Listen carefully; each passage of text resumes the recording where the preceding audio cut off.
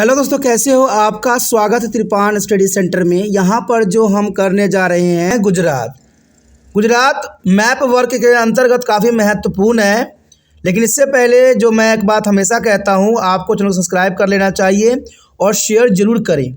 मैं शेयर इसलिए कहता हूँ करने के लिए क्योंकि इससे दूसरे बच्चों का मदद मिल जाता है।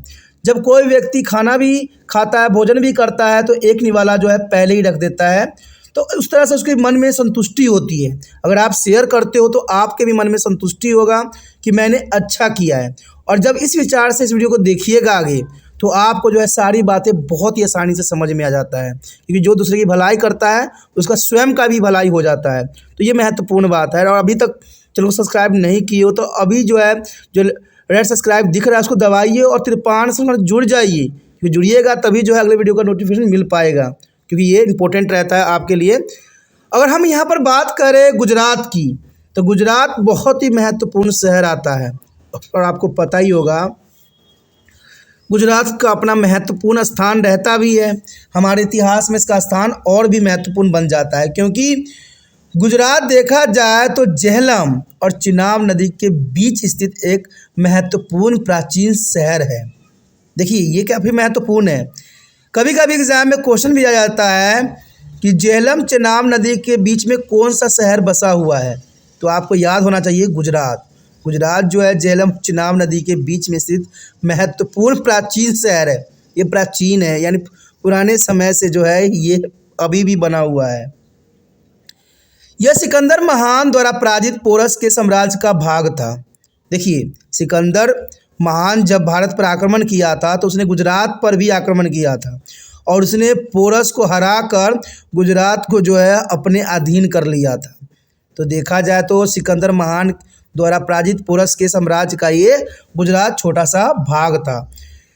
सिकंदर की मृत्यु के पश्चात हुए विद्रोह के चलते इसे चंद्रगुप्त मौर्य ने अपने अधीन कर लिया था। क्योंकि आपको पता होगा कि जब सिकंदर महान भारत में आया था तो उस समय धनानंद का शासन था, और धनानंद को जो है किसने हराया था? चंद्रगुप्त मौर्य ने हराया था। ठीक है, जब चंद्रगुप्त मौर्य ने हराया था उसको, धनानंद को, तो ये जो राज्य था उस समय धनानंद के अंतर्गत, तो उसने जो है गुजरात को अपने अधीन कर लिया था चंद्रगुप्त मौर्य ने। गुजरात का शहर अकबर ने निर्मित करवाया, यानी आगे चल के गुजरात का शहर जो है अकबर ने काफ़ी हद तक निर्माण करवाया, क्योंकि गुजरात हमेशा जो है तहस नहस होता रहता है। और देखा जाए रिसेंटली 2021 में जो भूकंप गुजरात में आया था, जिसकी वजह से गुजरात बिल्कुल तहस नहस हो गया था भुज में, तो इसलिए ये हमेशा जो है तहस नहस होता रहता है, लोग इसको बसाते रहते हैं। तो देखा जाए तो गुजरात शहर जो है अकबर ने भी निर्माण करवाया। उसने शहर के चारों ओर मोटी दीवार बनवाई और इनमें गुजारों के निवास भी दिए। बहुत से गुजरों के जो है निवास स्थल बनाए गए। जो गुज्जर एक जाति होती है जिसका ये निवास स्थल भी थी। इसे गुज्जर अकबरबाद भी कहा गया है, यानी इसका नाम जो अगर देखा जाए तो गुज्जर अकबरबाद भी कहा जाता है। मुगल शक्ति के क्षीण होने पर इस पर नादिर शाह ने कब्जा कर लिया था, यानी मुगल शक्ति जब कमज़ोर पड़ गई थी, जब मुगलों की शक्ति ख़त्म हो गई थी, आपको पता है कि औरंगजेब के बाद जो है मुगल शक्ति ख़त्म पड़ गई थी, तो उस समय नादिर शाह ने इस पर कब्जा करके अपना अधिकार जमा लिया था। और अहमद शाह दुरानी की सेना ने भी इसे आक्रमण के दौरान गुजरात के शहर से कई बार तहस नहस किया। यानी गुजरात को देखा जाए तो कई बार, कभी कुदरत ने तो कभी इंसानों ने इसको तहस नहस करता रहा, लेकिन फिर भी गुजरात का एक महत्वपूर्ण स्थान बना हुआ है। देखा जाए मुगल साम्राज्य के पतन के पश्चात सिखों ने गुजरात पर हमला कर इसे अपने अधीन कर लिया था। जब मुगल साम्राज्य का पतन हो गया तो उसके बाद नादिर शाह ने इस पर कब्जा किया, और नादिर शाह के कब्जा को छुड़ाने के लिए सिखों ने इस पर आक्रमण करके इस पर अपने अधीन कर लिया।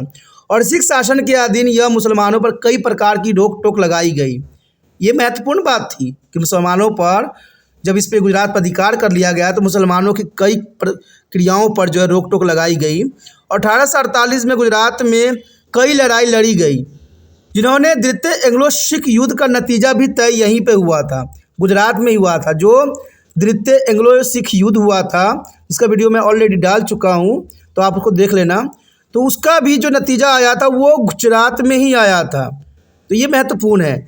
शेर सिंह ने स्वयं को चेनाब के गुजरावाला के किनारे पर गुजरात से 22 मीटर दूर रामनगर में स्थापित कर अपनी सेना का मुख्य टुकड़ी के उत्तर छोर पर छोड़ दिया था। तो ये भी महत्वपूर्ण बात है कि रामनगर में स्थापित कर अपनी सेना का मुख्य टुकड़ी को उत्तरी छोर पर छोड़ दिया गया था। और छतरपुर की लड़ाई लॉर्ड हॉज ने जीत कर इसके बाद 13 जनवरी 1849 को चिलीवालवाला की खूनी लड़ाई हुई। तो ये भी काफ़ी महत्वपूर्ण बन जाता है कि छतरपुर की लड़ाई लॉर्ड हॉज ने जीता और वह उसके बाद 13 जनवरी 1849 को चिलियावाला की खूनी लड़ाई भी हुई।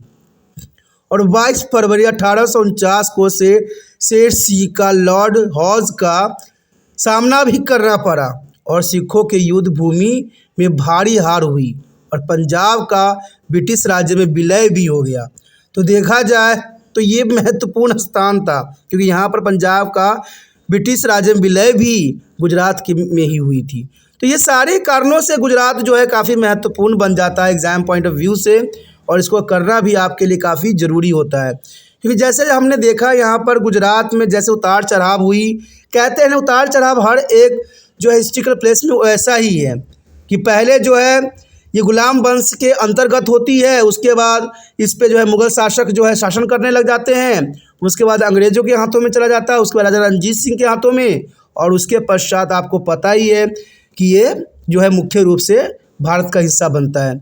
तो कहते हैं ये सारे टॉपिक काफ़ी महत्वपूर्ण रहते हैं जिसको आपको अच्छे समझना है और आगे बढ़ना है।